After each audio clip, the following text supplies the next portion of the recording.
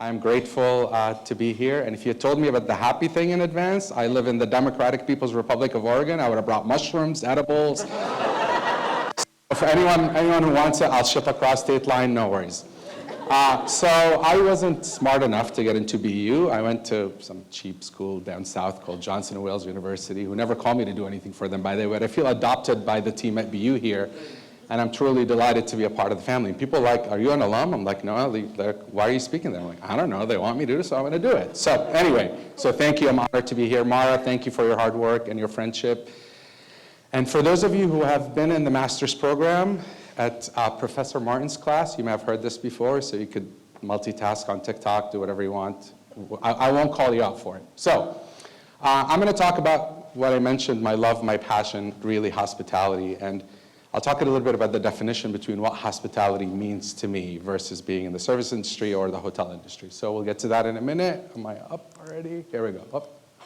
Okay, so because I didn't go to BU, I have to establish credibility with you guys. So I'm gonna establish credibility. This isn't bragging, this is just telling you that I kind of sort of know a little bit of what I'm talking about. If I had the BU degree, I wouldn't have to do it, but I have to do this now.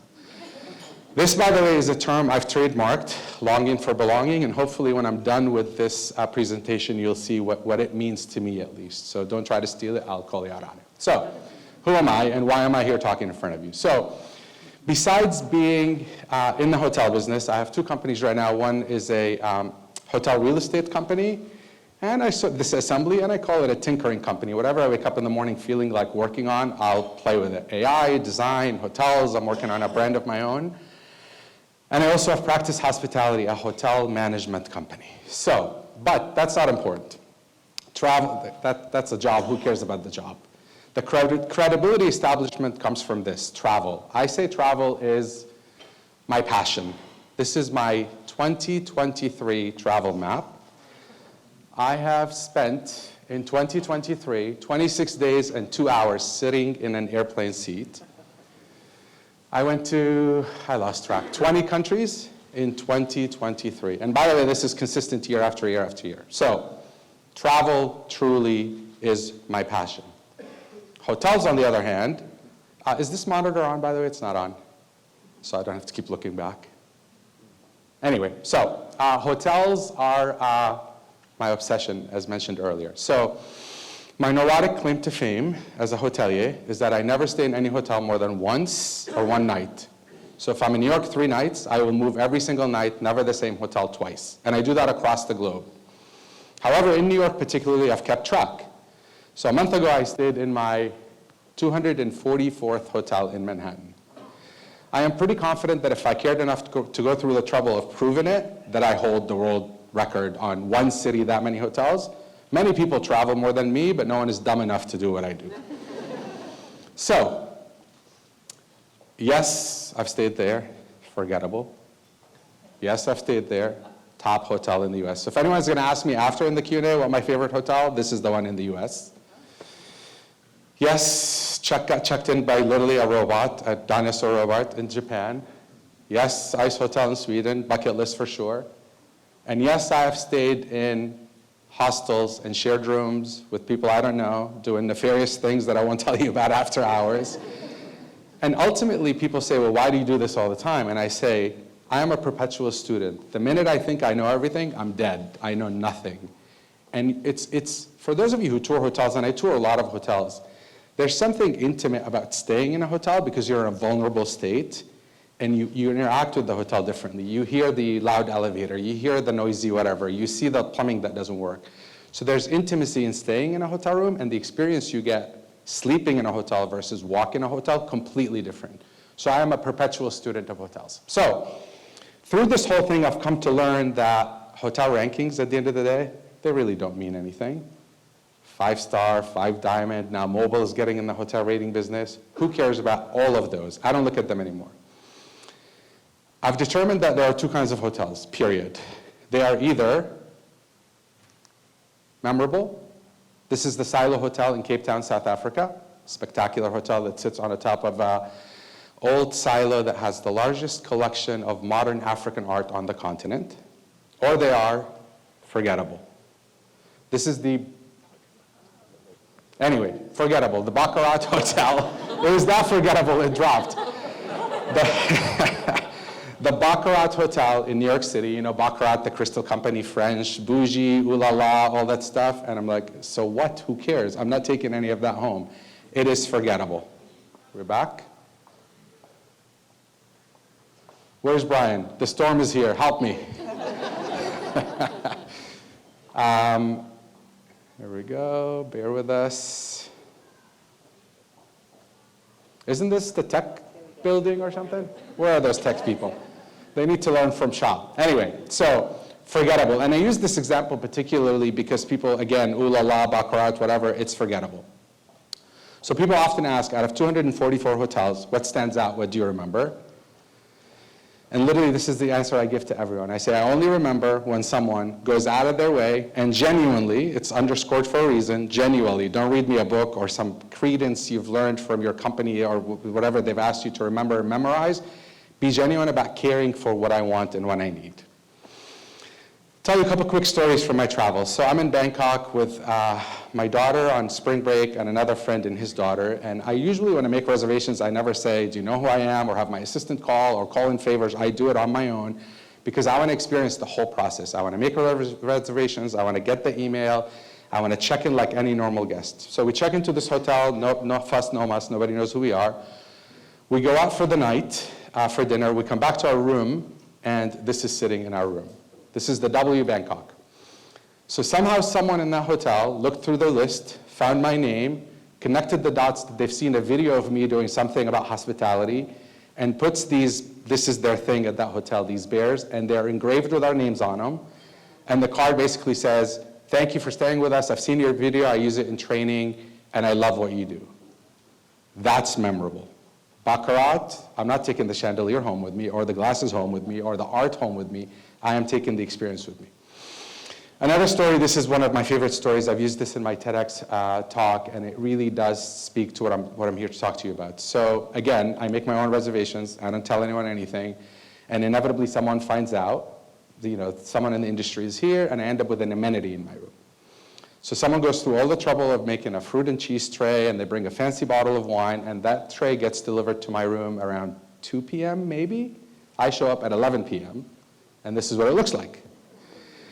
There's a bottle of wine sitting there, exaggerating obviously. There's a bottle of wine sitting there that I'm not gonna touch because it's 11 p.m. I'm only staying there one night. I'm not taking it home with me if my life depended on it because I'm not checking my luggage and I don't care what Rothschild bottle of wine this might be, I'm not taking it home with me. And there's a card that says exactly the same thing, hotel after hotel after hotel, as if they literally bought it from Hotels R Us card catalog. Dear Mr. Wali, blah, blah, blah, thank you for staying with us. So in this particular case, this one card on the bottom says, P.S., the show Blackish is on channel 9 at 8 o'clock tonight. And I'm literally standing in this room, mind blown, going, why? How? So I whip up my computer, private browser, look up my name, and find out that the public portion of my Facebook profile said that I like that show. I am blown away. I got creepy a little, stalked a little, but I kind of, I was stalked, but I liked it. And you think about what it took someone to do that, right? So again, the fruit and cheese tray, anyone who knows anything about the industry or has worked in the industry before, it's a production. And our biggest expense in hospitality is labor. And that takes a lot of labor to put that whole elaborate thing together. And it was meaningless to me. I tossed the card, I never even read it. I put the tray outside of my room. But when that card showed up and I read it, I felt something. And I was trying to narrow down why did that matter to me? Why was that more important than that $500 bottle of wine? So I say, when I go up to the gate, I fly Delta a lot. When I go up to the gate and I see my name on top of the list for the upgrade, I'm happy, I'll take your upgrade. But I don't feel special because the upgrade is purely a mathematical formula. The system said record number 12345 that traveled this many miles, that booked at this time and paid this rate deserves an upgrade. Give them an upgrade.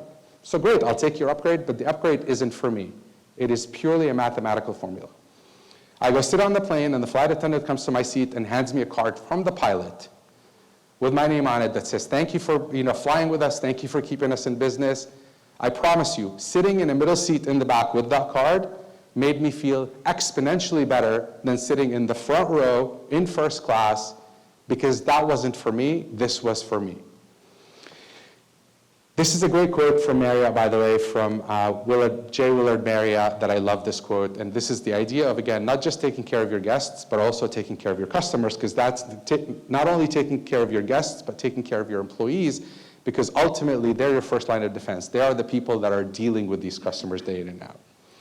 So that person at the front desk in San Francisco who thought of my name, looked up my name and sent me that card, that's the most important person. Because if you take care of him and you give him the ability and the empowerment to do what they need to do, they're going to take care of me, and I'm going to be your loyal customer forever. And by the way, that hotel in San Francisco, I go back to now every time. That's the one hotel I'm willing to cheat with and ruin my one hotel, one night thing because of what they've done. And there's a handful of those examples, not many, by the way, out of 244 in Manhattan.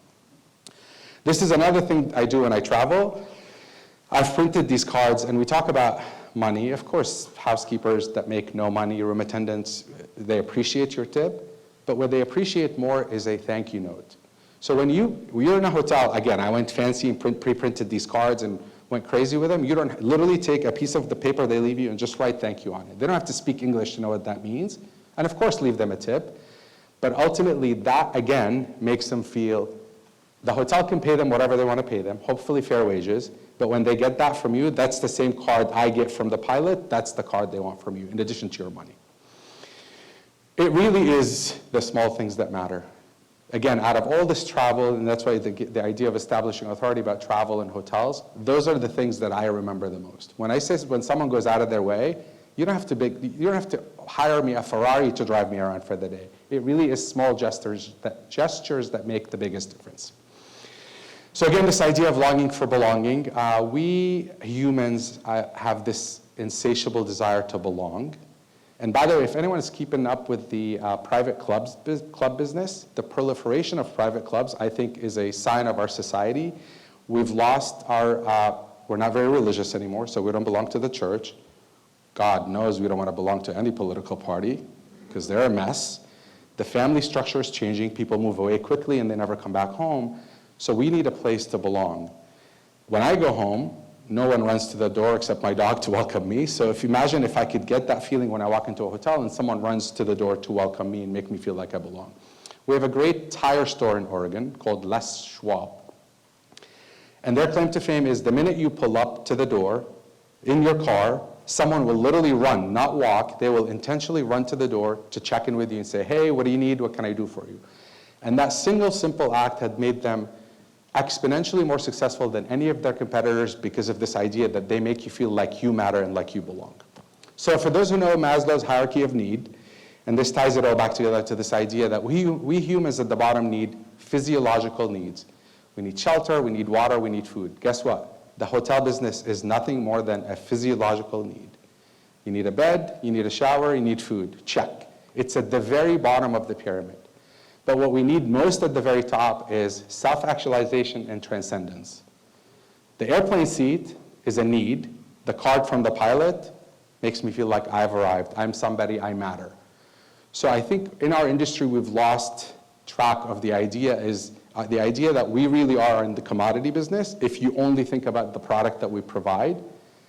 And if that's our competition, it's like gas. When I go to buy gas for my car, I don't care what the brand is, I don't care about anything but price and location. And if that's how hotels become price and location driven, we're dead. We're a commodity. There's no loyalty. And the way you build loyalty is through this idea of making someone feel like they belong and pushing that self-actualization button for them. This is, by the way, starting to get lost on some of you young people, this analogy. I need to think of a new one, Euphoria or something, I don't know. So there's the show in the 80s, 90s, 80s, Cheers, 80s maybe. Cheers, this bar in Boston, and their tagline was never, we're the best bar, we're the biggest bar, we have the most awards, we have the biggest wine list, none of that. They said, where everyone knows your name. Of course it's a bar, they have booze, every bar has booze, but what makes this bar special is because everyone knows your name. And that again is transcendence. You matter, you're somebody. We as a society, it's funny, we've become sort of all kumbaya, all like team, we celebrate teams. Well, that's great, teams are great, but you are an individual, and if I don't recognize you for your individual contribution, you're sort of getting lost in the shuffle of the team. So this idea of individuality, I think, is what leads us to transcendence, and we're getting away from it. I usually say this is how I describe my job description. You don't have to read this whole thing, but I wrote this to say what I do as a hotelier. And you kind of, some of the highlights there, like when you arrive, I want the rooms to feel like its only purpose is to be ready for you, the hotel. I want to elevate our shared humanity. I want to make you feel a certain way. I want everything in the environment to invigorate you. And by the way, of course design matters, and lighting matters, and scent matters, and art matters, and branding matters, but what matters most is for you to feel that it's for you. Not for everyone else, forget everyone else, it is for you. People also often ask me what business I'm in, and I love this analogy. I use this analogy all the time. I say I am in the theater business. I can go to Times Square, buy the best piece of real estate, build the most spectacular theater ever built. Gold, platinum, crystal, hand-carved this, beautiful that. Have a mediocre story and mediocre actors, and no one will care about my theater. People do not go to the theater to admire the building. A beautiful building is accretive to the theater experience, but that's not what you go to the theater for. I go 10 blocks off Times Square, buy a good enough building, warm, safe, comfortable, focus my energy, time, and money on writing and amazing stories, hiring, training, and retaining amazing cast, building a set that's conducive for me to tell my story, whether set need to be made out of platinum and diamonds or need to be made out of found objects and garbage cans, it doesn't matter, and the world will be around the corner talking about my story. So if you think we're in any other business, and I think we as an industry have fallen victim to this idea of more, let's make it more grander and give you more and shock and awe, and we've lost the point that we lost the essence of what we do and the essence of hospitality. So, service versus hospitality. I hate the word service. I go to get my oil changed, they're in the service business. My dentist is in the service business. The gas station is in the service business. We deliver a service, and this is in New York, by the way. You go to a hotel, you order a towel, and literally a little R2-D2 brings you a towel. Fantastic, great, that's service done. I don't need to interact with anyone. Hospitality is how you make people feel. And I'm not super religious, but if I were to pick a prophet, it'd be Bourdain. And if you think about what Bourdain did not chase Michelin stars. He did not chase the grand and the opulent. He really chased those moments. And the moments I remember from that show is when he sat on the floor with a family in Vietnam eating what they eat. Because at the end of the day, Bourdain was not about the food. It was about the moments that food brought people together and about the exchanges that happens at the dinner table. It was not about the dinner table and what's on it. And I think, again, hotels have lost their way because we've made it about the object and not about the feelings that are connected with it. So service is what you deliver. Hospitality is how you make people feel. And if you truly don't understand that premise, then you don't understand our business. We are not a commodity, and we are not in the service industry. We deliver service, but it is really hospitality. So I grew up in the Middle East. There's this great quote that I use all the time as to why I got into the business. And it goes, my people used to say, when a stranger appears at your door, feed him for 3 days before you ask who he is, where he's from, and where he's going to. Because by then, he will either have the strength to answer, or you'll be such good friends it won't matter. That is hospitality. Sorry, Dean, I'm going to save you a lot of money, and that's your master's degree in hospitality. Literally, that is your master's degree. If you don't understand this very simple notion, and by the way, if you think about it, the oldest industry, like this is the oldest industry. Welcoming people into your home, making them feel like they belong, making them feel like they're family. You didn't throw things at them. You didn't change the color of the paint for them. You just made them feel a certain way. So if you truly understand this concept, you understand hospitality, and sadly, out of all these experiences across the globe, all I see people throwing at me is, there's a walk of shame kit in the minibar, cute. There's a whatever branding at the toilet, and there's, flashing lights, and it's truly shock and awe. And I leave that place and I say, what have I taken home with me? Think about it, by the way. You stay in a hotel, you spend $100 or $1,000 a night, it doesn't matter. Maybe you steal a towel. But what else do you bring home with you? If you leave my hotel and have no reason to say anything to anyone about your stay, I gave you a commodity. You needed a bed and a shower, I gave you a bed and a shower. I fail if you don't go home and say, honey, you won't believe what they did in this hotel. I'll give you a quick story about one of the most successful ones ever that we've done that was thoughtful. It appeared chalk and awe, but it was thoughtful. You go to any hotel, you open the drawer, there's a Bible in the drawer. Well, why is there a Bible in the drawer? You're Jewish, you're Hindu, you're atheist, why are we sticking you with a Bible in the drawer?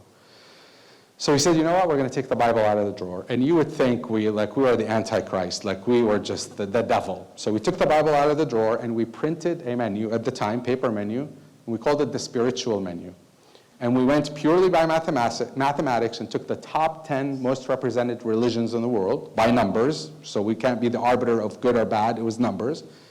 We went to Barnes & Noble at the time, bought 2 copies each of those books and had them in the hotel, and we said, if you need a holy book, call on us, we would happily deliver it. And there are sensitivities about handling holy books, so we made sure we understood what those are and dealt with them correctly.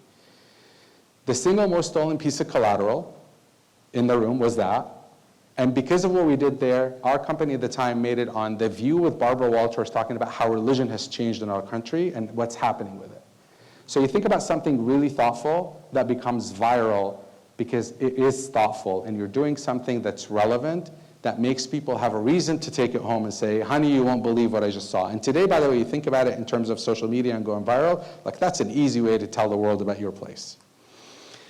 So again, yeah, thank you. I saved you how much? What's the master's degree going for these days?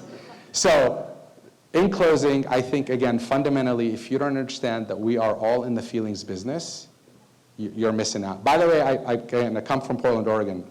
Nike realized long ago, retail is dead. Like people don't go to the store to buy anything anymore. Why would you? You could buy it online. They realized that they need to keep their brand front and center, and the way to do that is to make their retail stores experiential.